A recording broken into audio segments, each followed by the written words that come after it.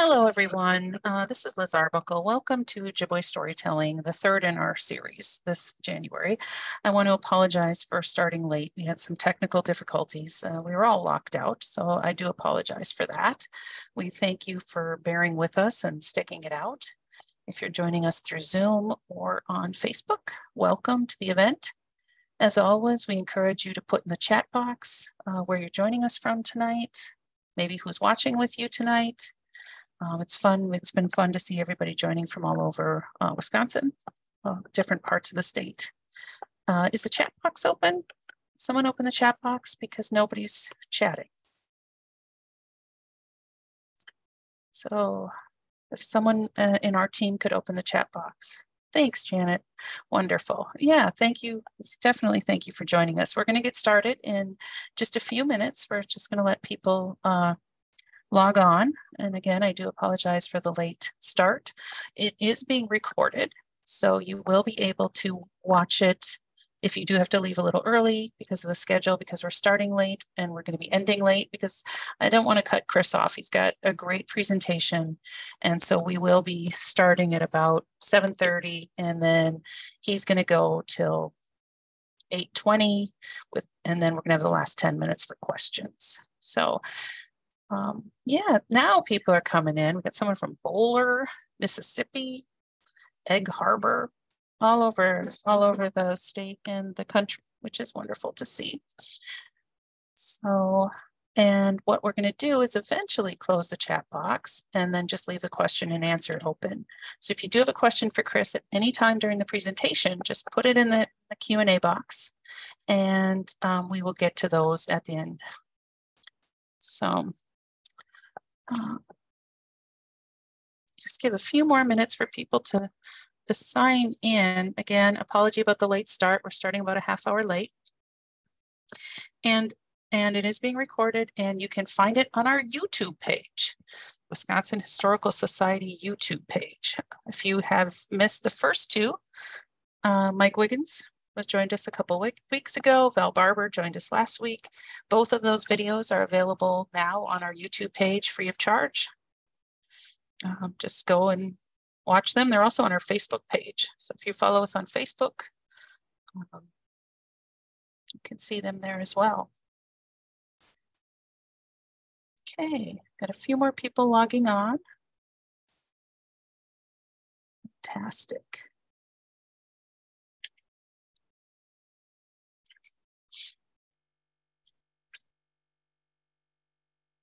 What year did you start this awesome Ojibwe series? Well, thanks for the question, Barb. We started it last year, actually.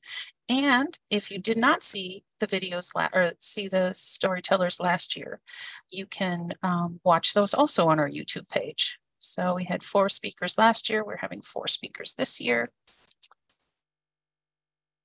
And they're all there. So Michael Laughing Fox Charette was the first speaker. Then we had Edith Bardot Lioso.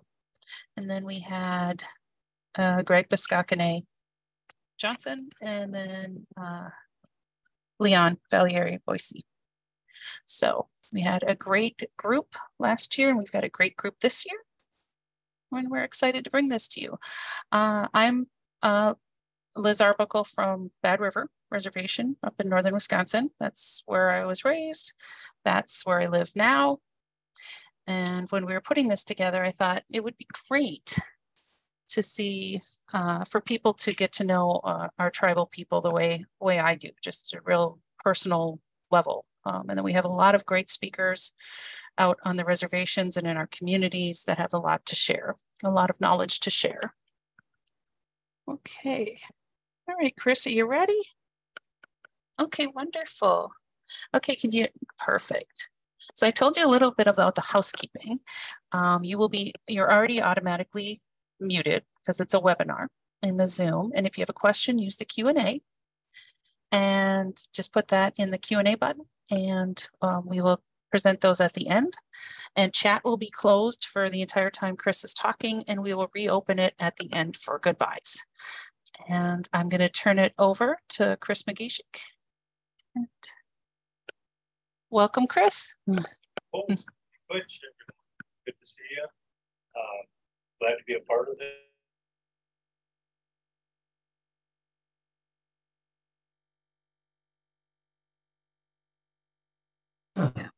Oh, bonjour. There, you're on, right? Yep, I'm on. McGeshick, Chris McGeshick. I just wanted to try to get my screen up here. And there it is. Can you see that there? Yep. All right. No. No screen? Can someone, Chris is trying to share his screen. Yeah, we have all these, a little bit of difficulty this evening. We sure are. There should be a screen share button here. Let's see here. If we go back to the Zoom. Okay, back over here. Yeah, go back to the Zoom and then, oh boy. Share screen. Yes, perfect. And then you want that one. All right. Excellent. Teamwork. All right, we got this figured out now. Yep, you're on. We had a few technical difficulties. I appreciate everybody sticking around and waiting the extra time to have this go on. Again, my name's Chris McGeshick, and I'm from the Sokaogon tribe, and my spirit name is Nagig, which is the otter. And I'm glad to be honored to have Liz put this time together for me and other individual communities, as storytelling is something that we all have to do in order to preserve our history and our culture. And what I did was I kind of talked to some of my elders as to what we should be focusing on. And my elder, Marvin Defoe, said that when it comes to storytelling in the winter, a good one is to tell about life stories, and life stories that revolve around the Sokaogon Chippewa community there in Mole Lake. Basically have a lot of things that we've experienced for the last several generations. And I just want to make sure that I apologize to my elders for speaking before them. And if I make any mistakes about our history and our culture, believe me, they're unintentional. And I just want to say that I appreciate the elders as they come forward and shared their experiences with me. I also want to make sure that I honor the veterans as the Ojibwe and warriors that are out there, male and female. Appreciate everything that they've done for our tribal communities and all of our tribes across the Turtle Island. And one of the reasons that we're here is we're also looking out for our Ebenuji, the children, and we need to make sure that they have these stories and these teachings from all of our tribes and all of our communities, so that they can pass them on to their generations as well. And when I was thinking about this, I also wanted to talk about those 7 generations and the fact that when we as leaders and storytellers or parents, adults, what we're doing out there is we're considering decisions that are going to impact those several generations that are unborn. And in making those decisions, just think about the past several generations right now. I mean, I can go back in my family history right now. I can go back to my great-grandfather, and I can relive some experiences back there with him and my great-grandmother at their home. And the fact that they didn't have running water, they didn't have an indoor bathroom, no showers. Their home was tar paper, and basically they had a lot of things, that amenities that we didn't have, but we had a pump outside to bring water in, raised a lot of their own food, chickens and whatnot there. But then my grandparents, they did the same thing. They were veterans as well. And I'll always remember our grandparents and the stories that they told in the time that we had. Can remember Grandpa Pete sitting around carving and whittling on knockers for picking wild rice, building those rice boats that we had for the community there. Just a lot of really good things. And then my dad and my aunts and uncles, that's another generation right there. We just had a lot of great teachings from our family and our community, a lot of leadership within the family there. with my aunts and my uncles. And of course, we all have a lot of aunties and we all have a lot of uncles. And, you know, they really did earn their respect, and I respected them and all of the things that they had to share with us throughout those time periods.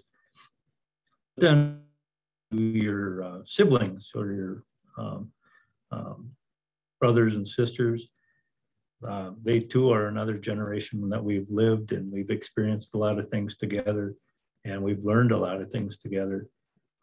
In order to pass that on to our children, and I think of my children and all of the accomplishments that they've had and all of the teachings that we shared, and their grandparents had shared with them, their uncles and their aunties had shared with them, individuals within the tribal community that shared those teachings with them throughout the years.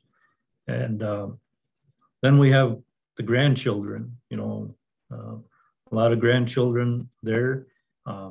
They're growing up, they're graduating from high school, they're in school, they're moving on, and we're trying to share as many experiences positive with them through the tribal community, and a lot of good teachings going on in the tribe that those grandchildren of mine are gonna experience. And then I'm fortunate enough to have a couple of great-grandchildren. So those experiences are coming about, and it's gonna be a total of 7 generations that you have experience with. And when I think about what we do in making those decisions, from how my great-grandparents were living at that time, what was around, what was available, to what's going to be available for my great-grandchildren, and those other generations beyond that. There's a lot of things that we're going to have to adapt to. And I just want to say that they're great family members, and just wanted to go on with that. So it's bigger for them to see. What you want to do? You just enter. You ready to move on? Yep. Okay. We're getting educated here too on this technology stuff. So one of the teachings that we have, and you know, and I do this with a lot of community members, we have a lot of involvement in winter camps. And again, it's a time for storytelling. So having these winter camps throughout the tribal communities is really that point in time where we share these stories. We educate the youth on where we're gonna be when it comes to, if we have time periods where we're looking for food, you know, this is an opportunity to learn those cultural, I guess, teachings when it comes to spearing or ice fishing, snaring rabbits, hunting deer, putting up venison, putting up manoomin, and how that all takes place, and just sharing those experiences together. It's real important. We are all educators, and we are all teachers, and we have that responsibility, and I really take that responsibility to heart, as does the community members over in Mole Lake and other tribes. To me, that's just one of the things that we have that we can share throughout the future. And this one here is, you know, we're looking at harvesting fish and putting a net under the ice, and this is the winter camp in Mole Lake. We have a lot of youth and adults sharing this time together. It's something that hasn't always occurred as far as in groups, but now we see a lot of these classes. I mean, GLFWC, the Great Lakes Indian Fish and Wildlife Commission, and the tribes, they put these programs together to educate our youth and our families so that we can pass these opportunities on to the future generations. And it's just a lot of really good time sharing that with family and friends and community members that some may have never experienced it, but it is a lot of fun too.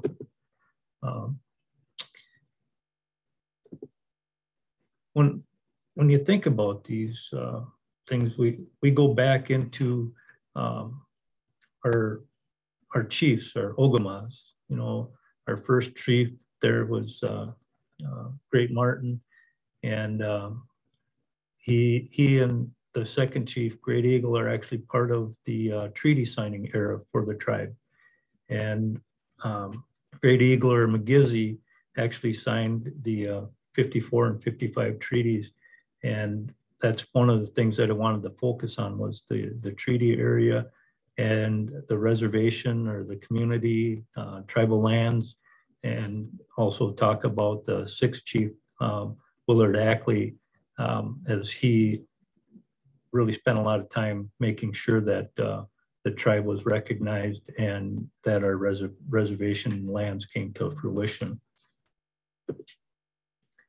So Mole Lake, or the Sokaogon Chippewa Community, is referred to as the Lost Band, or the Rice Lake Band, the Pelican Lake Band, Post Lake Band. We have a lot of different names, but what it comes down to is we were promised a 12 square mile reservation back in 1855. And when the chiefs went to sign that treaty and have those discussions on that land base, that treaty was actually, or that land base description was put in a document and signed off on.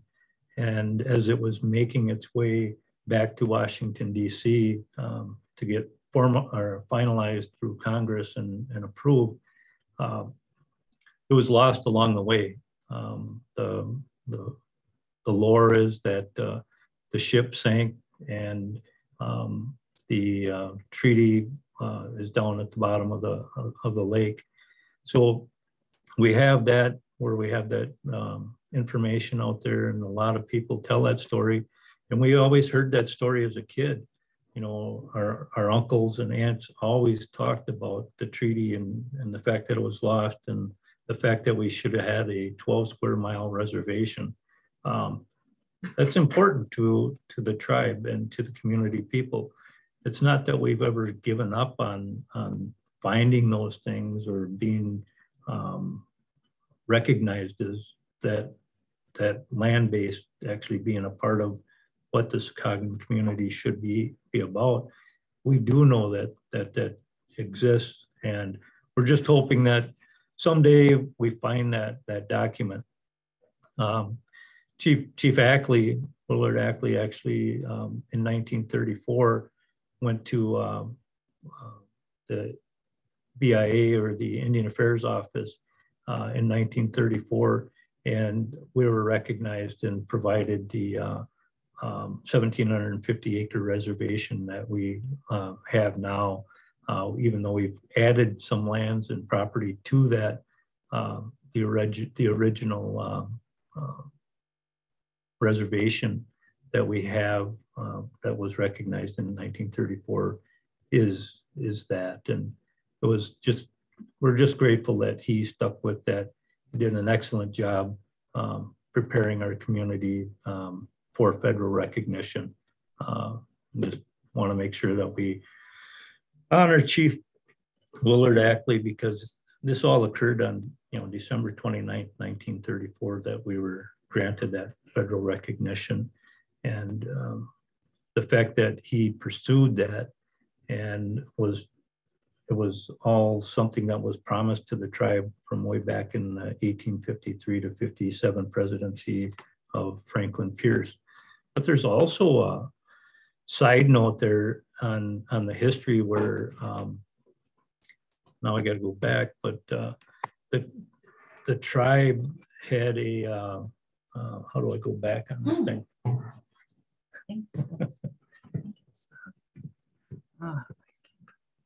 Oh, you're good. But, you went back, eh? Yeah, now I got this over here. You don't want them there? Yeah. Oh. Okay. Oh, where were they before? I don't know where that was, but okay. Back in 1937, Grace. I can't even get to it. I apologize. Where's your mouse? I don't have one. Okay, that's okay. But Grace Shaw, the daughter of Samuel Shaw, actually had spoke to her father, and they had actually witnessed this treaty giving the 12 square mile reservation to the tribe. And not only was it witnessed by her father, he actually told her about it, and then that the tribe actually had the treaty as well as these treaty emblems or treaty medals that were given by the government. Those treaty medals and the treaty are still something that we look for to this day. We have photos of those medals, and the fact that they do exist really is something that we'd like to see in the future as well. So we should never forget about what has been presented to the tribe when it comes to the land base and the treaty that we did sign. One of the things that came along with that is, we have responsible leadership. When these treaties were signed, having responsible leadership like Chairman Arlen Ackley and the Honorable Fred Ackley being a part of Gliffwick, and this is going on 40 years now that we've dealt with the Great Lakes Indian Fish and Wildlife Commission. And I'm just kind of moving on to our ability to sustain ourselves through the resources that are available. And that's what this treaty protected for us when the chief signed those. When Gliffwick was established, 40 years ago, the Tribal Courts and Enforcement and Biological Services Division were real important. And our leadership had to put that all in play in order for us to regulate ourselves. And it's just one of those things that we continue to grow with. It's 40 years now, but it's going to be 50 years and 60 years and so on. All of these things that change and move forward. How do we educate our youth and those that are yet to come on all of the trials and tribulations that our community leaders had to go through in order to be where we're at? It makes us stronger. I look at Tom Molson. He always talked about he'd bring a pencil up and he'd break one pencil, and then he'd put all of the pencils together. And as a tribe, individually we break, but together, if we stand together as a group or as tribes and bands, we're going to be a lot stronger and we're not going to break. So Tom Molson actually did a lot for the tribes when it came to the use of our resources and the respect that's out there. Part of that too goes to sharing. We have a responsibility to share our resources and share what we do harvest and make sure that we provide for our communities.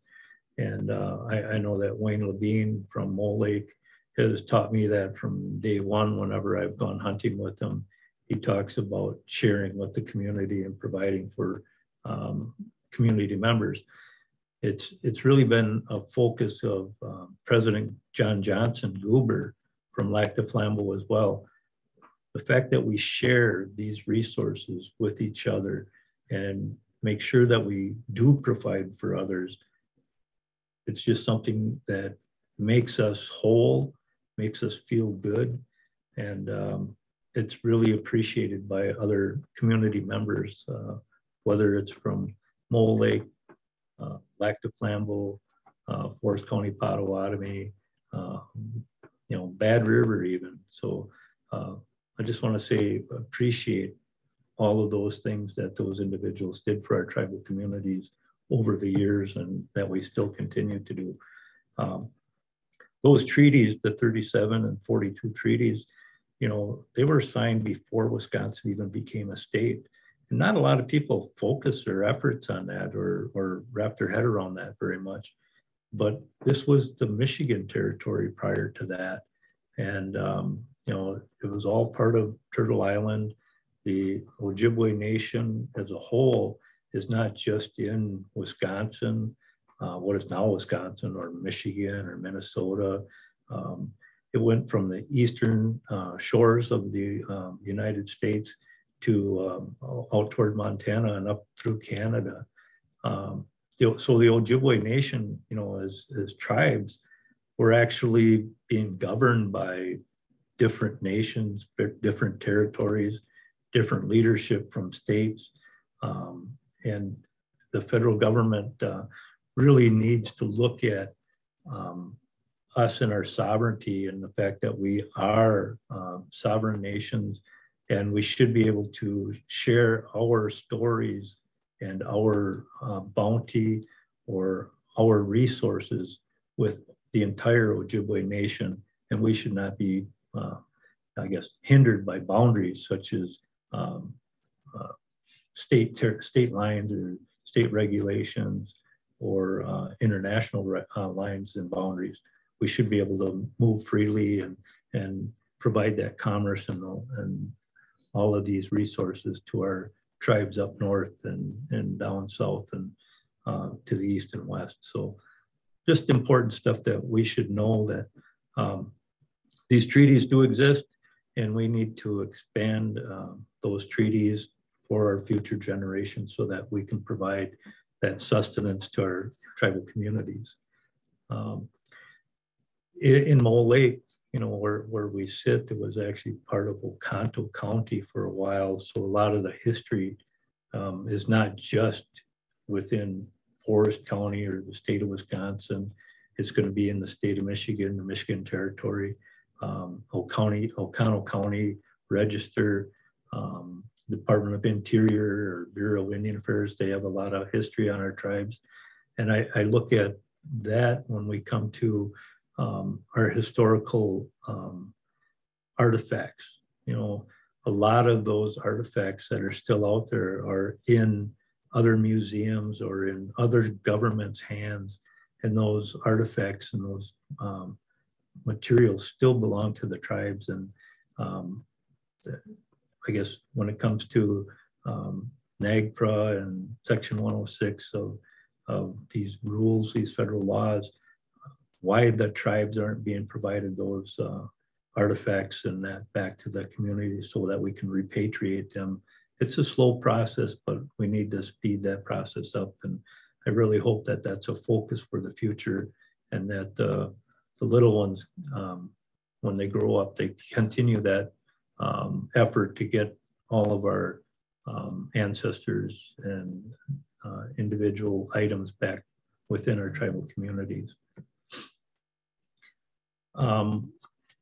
When we looked at where the tribe came from, you know, Mole Lake and in our 1855 treaty and the promise of 12 square miles, it really did revolve around wild rice or manoomin.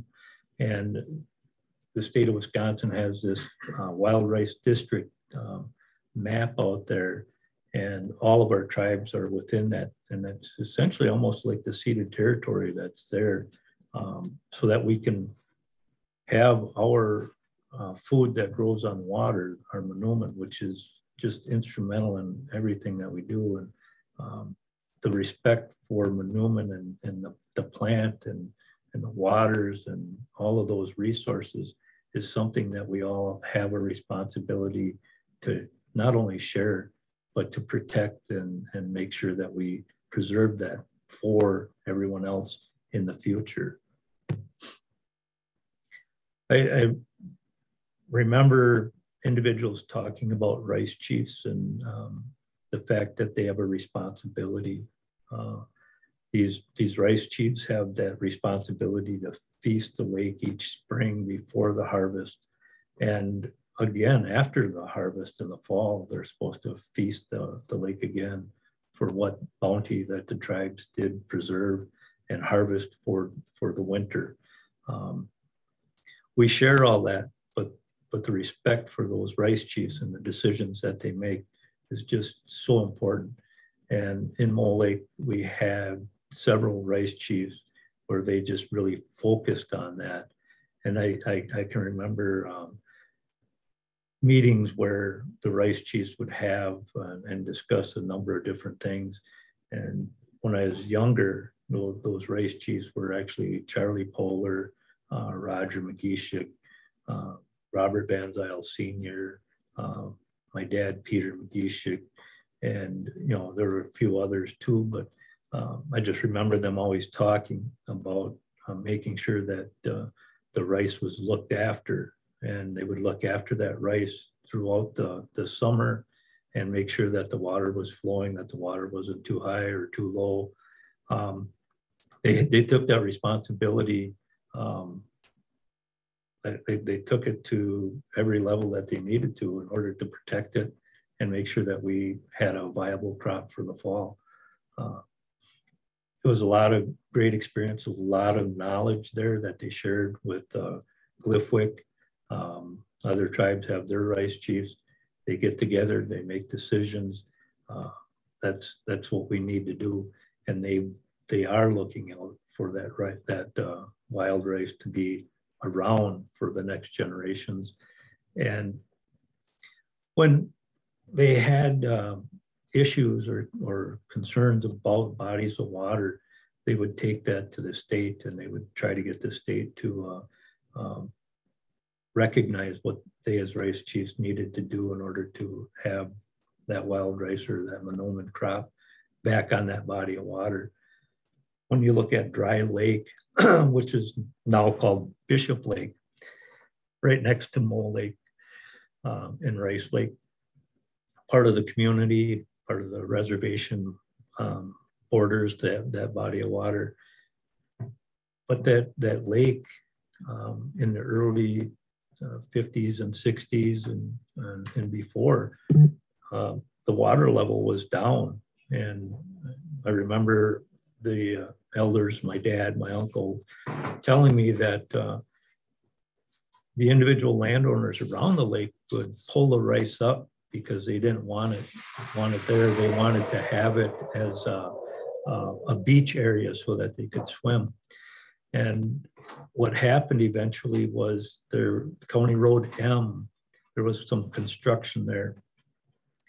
And if you look at the historical photos, there's a rock out there on Bishop Lake or Dry Lake, and the water level on that lake has changed after that county road was reconstructed. It actually dammed up the water and made the water level deeper. So what it's essentially doing is drowning out the monument in Dry Lake. And the right thing to do for this is for the state DOT and the county to reduce that water level and let Dry Lake come back to its natural state. And that seed that the monument that's down in that mud of that body or bed of water will come back. And I hope someday to see that. I hope to see that happen. And that's why we have to share that story that Bishop Lake was also a lake that had rice in it. So just something positive there. As we moved on to protect the monument, tribal leaders had a big fight ahead of them. And essentially that was the Exxon mine. That mine was coming to fruition. They were exploring, they were doing boreholes. They were doing a lot of different things within the community and around the community from 1975 to 2003. But this open pit mining was going to destroy our food, our wild rice or monoman that grows on water. And we as tribal members and the tribal leadership at the time took and did what was responsible of them. And they made the right decisions because mining is a boom or bust industry. And we exist because we protect these different resources for Mama Aki or Mother Earth, whether it's the water, the air, or the lands and other resources. They're all living, and we have a responsibility there. And if they were going to do this mine, there were tailing ponds that were open and were going to be dangerous. And we don't know where that would actually lead different species of animals, whether they were drinking the water in these tailing ponds or landing in the water to roost. But that water was eventually, those tailing ponds, the water from that would eventually make its way to Rice Lake, and that would decimate our wild rice crop. And this area where the mine is at is also the headwaters of the Wolf River. And as we made our way through that whole battle with Exxon and the mineral company at the time, as Indigenous people or Anishinaabe, not only did we stick together, but non-tribal members and groups stuck together with the tribes of Wisconsin and Michigan that all worked together to defeat that mining project. Again, so we're stronger together, and in our efforts to protect the Wolf River, the watershed, and all of those resources that would be utilizing it. There's a story there, and Tina Van Zyl, I got to tell you, she tells this story far better than anyone I know, and she lived this story. She knows this story, and it's a story that I hope everybody gets to hear.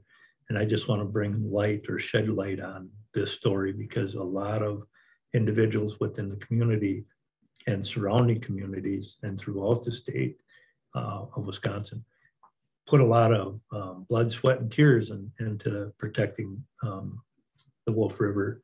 And when it comes down to it, a lot of them have walked on, and you have to have nothing but respect for those individuals. And our kids now get to enjoy the resources that we enjoyed as we were growing up. And when it comes to life stories, I just want to share with you the people that we really work with and families, and who all put thoughts and resources and information into my life and the life of the Sokaogon Chippewa community. And this isn't everybody, but it is a good list of individuals that shared a lot of their life, shared their resources and their information, and in passing this culture, this tradition, spirituality on to others. And they're all listed here. And I just want to say that some have walked on, but there's still some young bloods that are coming up that really exercise a lot of cultural activities. They're out there harvesting, they're out there protecting those resources so that we can share that resource with the families when they need it. Also, there's just these outstanding educational opportunities that all of them provide. Their voices that they have when it comes to sharing and caring for our families is just what we need. And we need to make sure that we're all working together with all of our communities, whether we're Ojibwe, Potawatomi, Menominee, Oneida. We all have that responsibility. And, we can't thank everybody for what they do to pass on their education or their teachings, but recognizing and looking for these individuals. And one thing that, as an individual tribal member, no matter where you're at, you have a tribal government, you have leadership. Reach out to them, individual leaders, and they'll help provide you the guidance that you need when it comes to coming back to the community and exercising your rights or responsibilities, but also the education that you do partake in. The fact that as youngsters, we were taught to go out, receive an education, work out there in the real world, and learn as much as we can. But the goal was to bring that information back to our tribal communities and share it with our community help our community grow. And growing our communities is something that we all have a responsibility, and we have that responsibility to work, to hunt, to fish, to gather, to share with others, to sit down and provide for our families. Just some really good stuff. You're gonna feel really good about it. And I know there's a lot of true leaders out there, and I appreciate everybody in the Sokaogon Chippewa community. We've gone a long way. We've come a long way, and we're going to continue to go a long way. And I didn't know where I was at with my time. Go 7, so we got about 10, 15 minutes left before we take questions. Yeah. So when we go out and we're exercising our treaty rights, the funny part about some of this is going out with family, and the fact that we work together, and with my uncles and my dad and cousins, when you go out with them and partake in those activities, you're all doing part of the job. But in the end, while you're out there, you look at all of the equipment that you have, that you share. And what I learned over the years is that all of my family, my elders, my uncles and aunts, they all put their initials on everything. You know, it's like they got to make sure that they have CDM for Chris McGeshick, PMJR for Pete Jr., Fred M. You know, he always had his initials. And when you really wanted to mess with them, you just find an open spot on their equipment and put your initials on there. And I did that to my Uncle Fred one time. We were loading up his truck over on Mille Lacs Lake with all of the buckets and nets and buoys and whatnot. And he had his initials on there, Fred M. And I started putting my initials on there. And next thing you know, he's throwing stuff out of his truck. And he's like, what's Chris' stuff doing in my truck? What's Chris's stuff doing in my truck?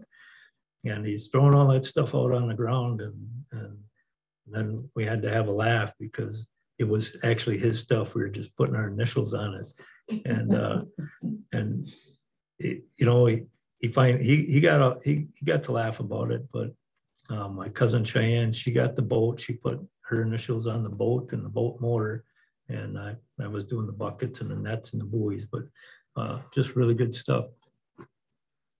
And what you learn while doing that is that your family does stick together, and your family does teach and assist the others.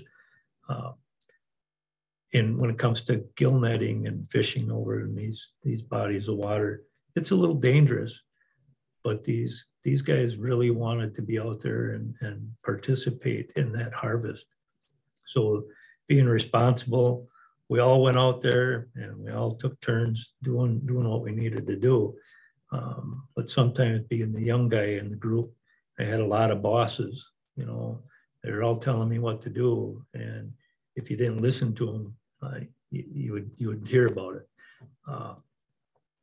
Nowadays, we're those older gentlemen telling our kids what they need to do. And it's just a perpetual cycle that, you know, we learn from each other, and want to make sure that we continue to exercise those treaty rights. We go out and we harvest, we bring back to our communities. Just something that we all like to do and like to share. So with that, Liz, ready for some questions? I think we're ready for some questions. Excellent. Okay. Thank you, Chris. That was excellent. We have several questions, actually.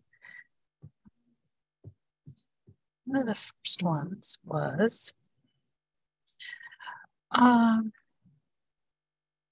was a question about the wild rice. And they asked if you believe climate change has affected wild rice. So I believe if climate change affects wild rice. I do believe that it does. It impacts the water levels, it impacts the growing season, and you can see that we have brown spot disease, and that's something that we haven't experienced, and it's something we're learning to have to adapt to and recognize right away so that we can protect and harvest the crop as soon as possible. Because when brown spot disease does show up, it's just a matter of days before it takes over, and your whole crop is gone after that. So yeah. And then the next one was, they were talking about some of the history. So they were wondering, what are some of the most impactful things that non-Native people as allies can do today to remedy the tragic history of our area, and or to even support land rights? How can non-Natives be good allies? How can non-Natives be good allies in land use?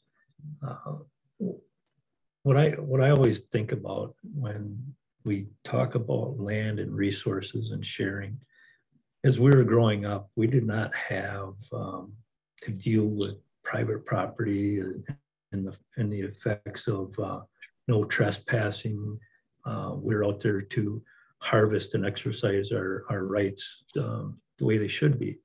And I believe that as tribes, we should be working together with the non-tribal communities and landowners and regulators, and ensuring that tribes and tribal members have the right to exercise their treaty rights on private lands, with whether it's landowner permission or through the court system, the way it has been established. But we're losing that area now as it does not exist the way it did back when the court case was first settled. So we're losing private or public lands, and more are becoming private. So let's share. Always a good answer, right? Yeah. So the next one is, Katie asks, am I understanding it correctly that the treaty called for 12 square miles, which would be 7680 acres, but in 1934 they had 1,850 acres, which is equal to almost 3 square miles? Or was that covering other Ojibwe tribal lands? And is the tribe seeking more land from the federal government to meet its treaty obligations? So the land base that we're always told through stories, and my dad told me, our reservation is supposed to be 12 square miles, and Chief told him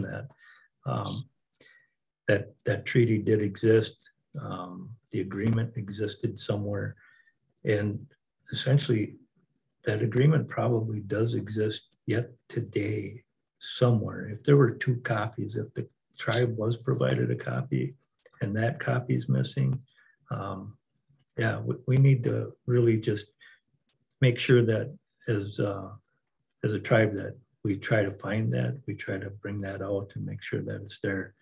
Right now, the 1,750 acres that were provided, we are adding to, and the tribe purchases land and puts it into trust. And the tribe will continue to do so. But working together to try to find that treaty and those treaty metals, because we know they're out there. Somebody is well aware of where they're at. Let's just see if we can't find them and get them back to the tribe where they belong.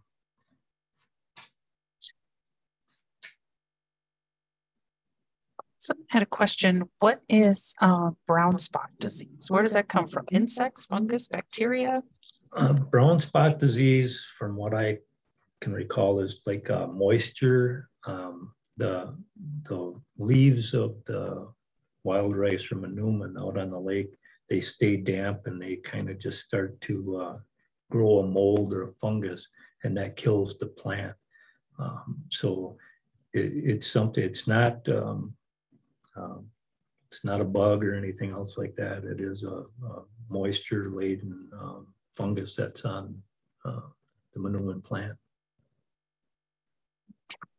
And this is another rice follow-up question. It just went away on me. How are tribes, or how can tribes protect the water for rice? Managing the water, just making sure that those that are using the water are using it wisely, but you know, right now, some of the biggest concerns for the Manoomin is boat traffic, you know, jet skis. When you have extra wave action, or you have boats and jet skis, or fishermen driving through beds of wild rice, that's our biggest concern. We need to protect that. The next one here I've got is from Miranda, who said, Chris, what would your advice be to us younger folks in education pursuing higher degrees that struggle with belonging and fitting in? In some ways, we feel lost, yet we understand we are to bring back the knowledge we gain while out in the world of academics. And, you know, I completely understand Miranda's question. Wishinawatak, it's her last name, so I'm guessing Manam. Yeah, you know, you go off to get your education. If you were raised on the reservation, like many of us here were, you know, that walking in both worlds. To me, when you come out and look at tribal governments and tribes as a whole, we still have all those same responsibilities put on us and as any other state government or federal government, tribal government. We have to provide all of those services. And in order to do that, we have to have knowledgeable tribal members to put those programs in play. We don't always have tribal members within that career field, but we try to educate them or provide that education to them, or get that education and training available so that they can achieve that goal. And right now, I think where we're at is some of the biggest things that we have are teaching our language, teaching our culture, and the healthcare field. Those are all real important fields right now that our tribes are all struggling to try to build. And even the mental health aspects that are out there because of dealing with a pandemic, dealing with social effects of being confined into our homes and not being out there, you know, that's going to have an impact on us in the future generations. So mental health, the healthcare field, are something that's real important. But always remember to try to enhance your community to the best that you can, because that's the benefits that we all need. Yeah, and stick with it, Miranda. Yes. Absolutely. And I know it gets lonely, especially if you're used to your community. But we're enormously proud of our tribal members when they go to college, when they serve in the military, when they go and do good things with their lives and help and come back and as Chris said, make our community better, right? Yes. So yeah, we've got a few more. We've got several questions. Let's see. What makes someone an elder? Every presenter in this series so far has discussed this in some capacity. Is it different from tribe to tribe? How do you honor your elders? Well, for me, the elder is definitely somebody older than I am. But having knowledge and experience and willing to share that and being respectful.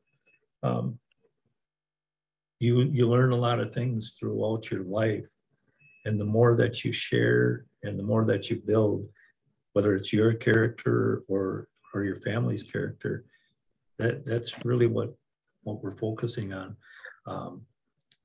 We have to be available to provide as much knowledge and experience within our tribal communities as we can. It's not just about your age. It's not 55 and you're automatically an elder, even though for some tribes and for some programs, 55 you're an elder. You still have to have life experiences that make you that elder, I guess.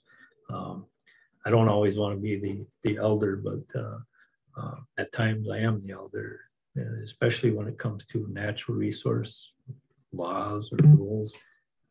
I have a lot to share when it comes to that, but that's just because I enjoy rules and regulations and making sure that we provide a safe opportunity for everybody. Yeah. But that's probably the best that I could come up with. So too. Okay.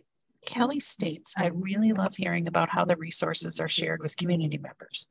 When harvesting animals and other resources, how is it decided how they are shared out? Is it based on personal choice, or is there a central location for people in need? Most often it's personal choice. If you have a good program within the community, you have your elder department or elderly department working with your social and family services department, your educational department. If they all work together, the more, I guess, the more knowledgeable harvesters are about who they should be sharing with or who is in need. I know that in Mole Lake, we have some individuals that just share all the time. And I appreciate the fact that they take, whether it's fish or venison or manoomin over to my mom and my aunts. I mean, that's really what they do. But they'll grow gardens and they'll share it as much as possible. So if you're in need, all you have to do is reach out to. They're always willing to share. And someone wanted to know if you could stop screen sharing so they can see your face better. How do I stop screen sharing? So this is where I struggle. Comes to. Oh, okay. We gotta get out of that. There we are. Here's your screen share. And then we just stop. Right? How do we stop? I've already stopped it, Liz. Oh, we stopped it. Okay, they did. You can X that out. All right. Thanks. Okay, we've got a couple more questions. Is that better? If I can't see anybody, but we can see you. okay. I can definitely see you. All right. Someone wanted to know, are you, just skipped ahead. Are you concerned by the effects of the pollutants PFAS on wild rice?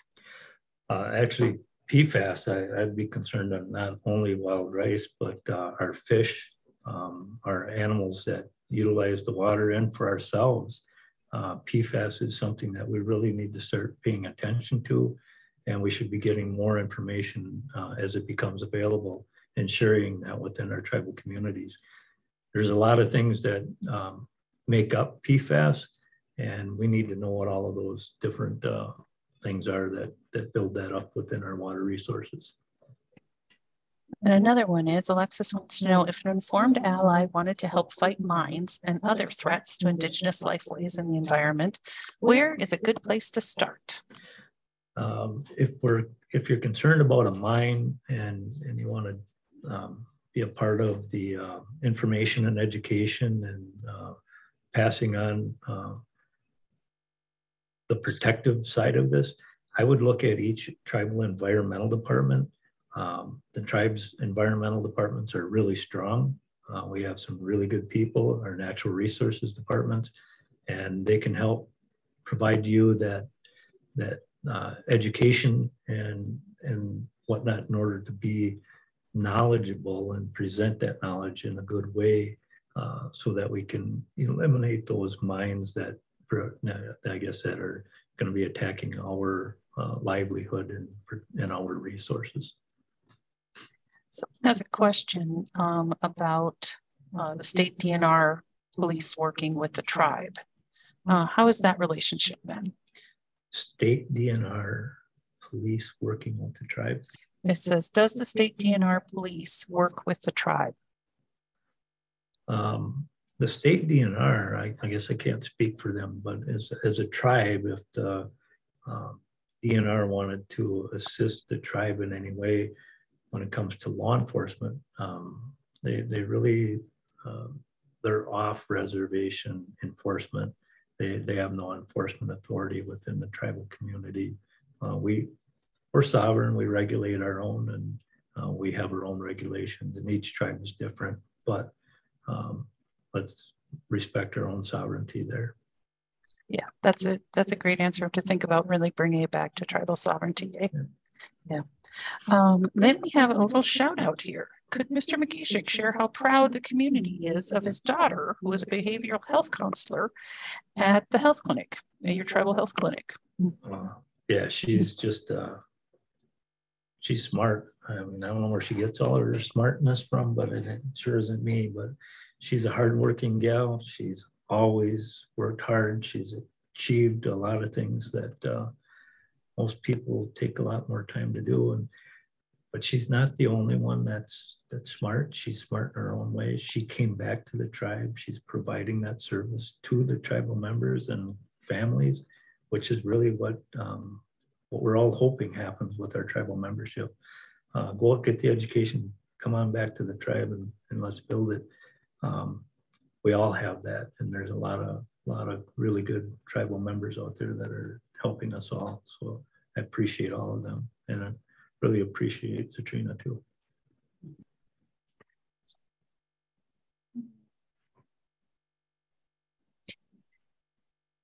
I think we're just almost to the end here.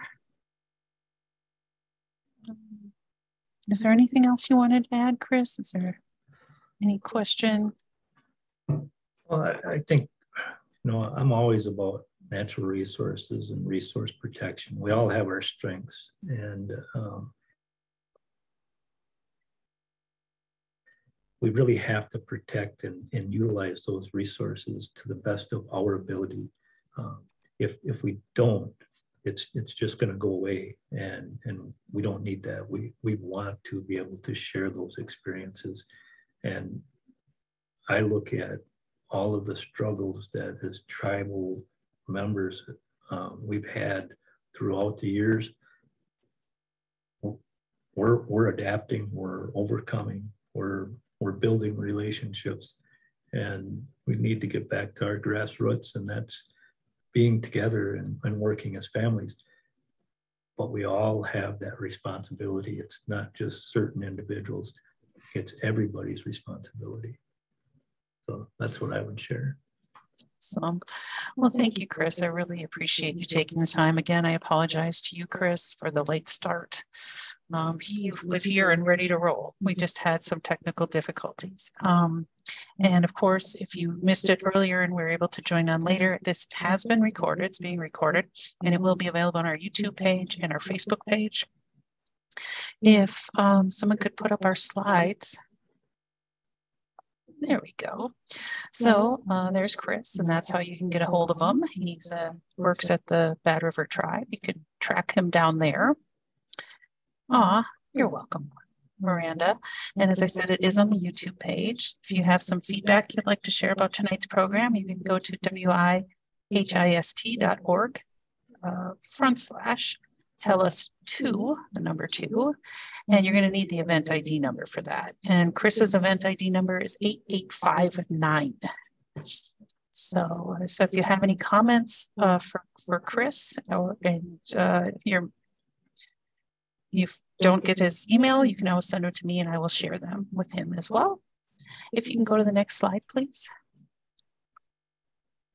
And this is how you can get a hold of us. We're on Facebook, we're on Instagram, Twitter, LinkedIn, YouTube. We're all over the place. We're all over the state. I'm usually up by Ashland. I live in Bad River. We're down in LCO tonight for some meetings and conviviality, I believe is the word. Yeah, we are in LCO. They marked 40 years too. Yeah, can you say a little bit about that? Well, just because LCO is one of the tribal colleges, it's actually a tribal university now, and they have a lot to share. They have a lot of cultural classes. They're working on providing a master's program, and I think it's just showing that as Anishinaabe people, we're going to provide our education, and we really should look at our tribal colleges, whether it's LCO University or the Menominee College or the College of Menominee Nation. So great resources out there for all of our youth. Yeah, and to just clarify, he's saying that LCO College, which is now the university, is 40 years old, not the LCO tribe. They're considerably older. So, and it is a fantastic resource. It's not just based in LCO, they have satellite campuses all over northern Wisconsin, and you should check them out. Tremendous resource in our area. I'm very grateful. And I'm very grateful they hosted us tonight. So thank you, LCO University. Can you go to the next slide, please? Well, next week, we're going to have Wanda, and sadly, it's our last one for this season. We're having Wanda McFagan from St. Croix. She'll be joining us, same kind of format right here over Zoom, and we will see you next week at 7 p.m. If all goes well. I do appreciate you very much for sticking around. We're very grateful for your viewership. And thank you so much, Chris. It's been wonderful having you. I learned a lot. I really appreciated it. So did I. So always willing to learn. Wonderful. All right. Good night, you guys. We'll see you next week. Bye.